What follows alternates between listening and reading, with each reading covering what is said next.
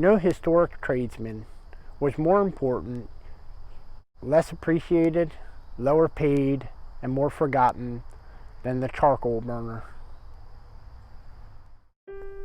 Charcoal has been an essential fuel for thousands of years. It carried humanity from the Bronze Age into the Iron Age and on into the early Industrial Revolution.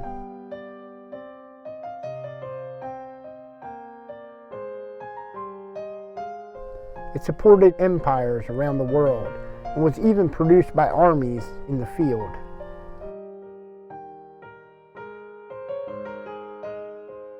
However, the men of the forest, these charcoal burners, are mostly forgotten today.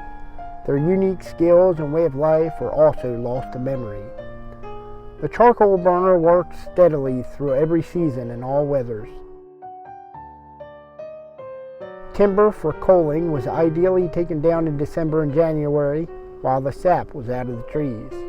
Wood cut in winter would dry much faster and more densely than that cut in the spring and summer.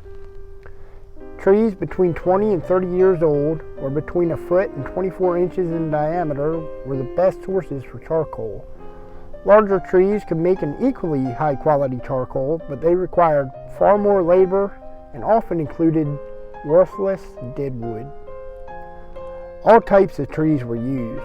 Hardwoods like oak and hickory were ideal for the blast furnaces, while pine was well suited to the bloomery furnaces and forge weldings. The timber, after being cut to length, was gathered in a central location. Using the same spot for each burn was beneficial for several reasons.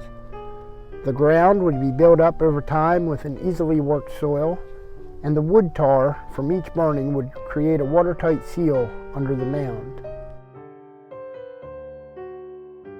First, a central chimney was built using green saplings. Around this, the seasoned wood was stacked vertically. The stack was made as tightly as possible, and any voids were filled with small pieces of wood. Next, a layer of leaves would be used to cover the mound, and this, in turn, would be covered by a layer of dust.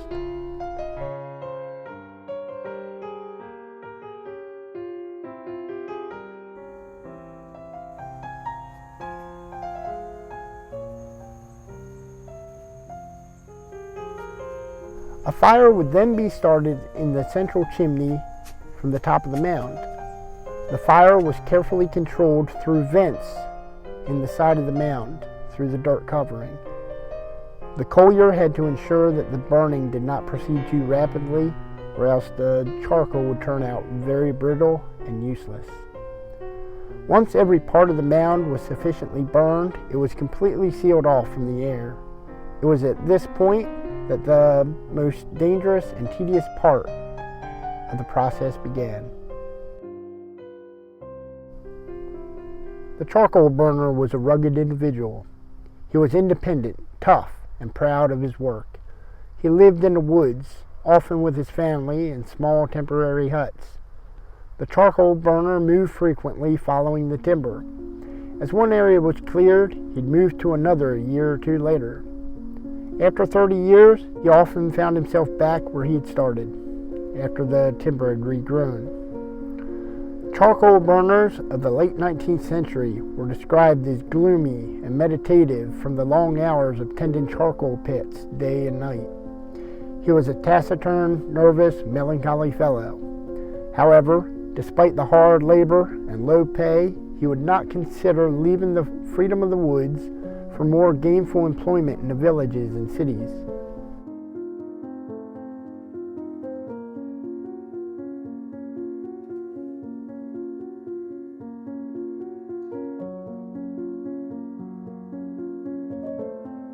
It was dangerous work, and more than a few men and boys fell to their deaths inside the charcoal pits.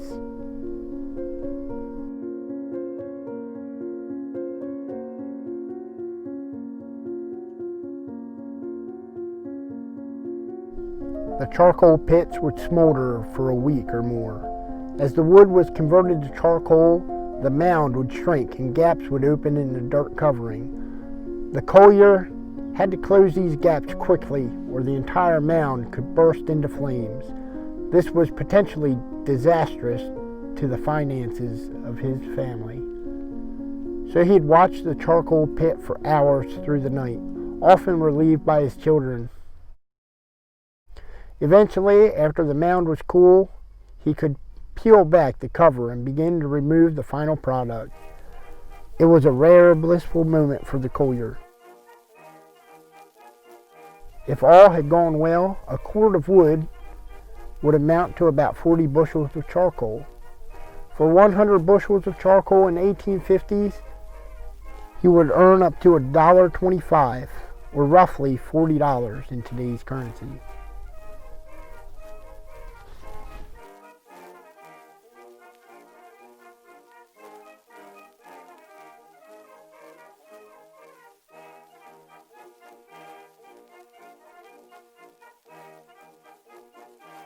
By the end of the 19th century, the charcoal burner was quickly disappearing from the landscape.